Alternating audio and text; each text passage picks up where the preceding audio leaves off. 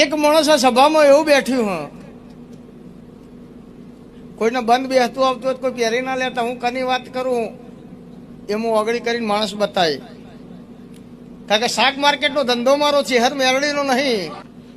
એક માણસ એવું કે માતાજી મારા ઘેર બધું છે, પણ મારા ઘરની અંદર એક માણસને એટલી બધી તકલીફ હ કે જેના હિસાબે અમારું આખું ઘર સિસ્ટમ વિરુદ્ધ થઈ ગયો અને અમે પોતે ડિપ્રેશનમાં આવીએ છીએ. અને અમને પોતાને એવું ટેન્શન થઈ ગયું કે ભાઈ ડાયો હારો કહો તો ગોડો હારો, નહીં ડાયામાં કે નથી ગોડામાં, તો એને કોઈક સારું થાય એવા માતાજી આશીર્વાદ હાલ ને એવા આશીર્વાદ લેવા આવ્યા છે. છેલ્લા 4 વર્ષથી એક ટેન્શન મટે એટલે બીજું તૈયાર, બીજું મટે એટલે ત્રીજું તૈયાર. એટલે કોઈ દેવ તકલીફ છે કે અમારી કર્મની ગતિ છે?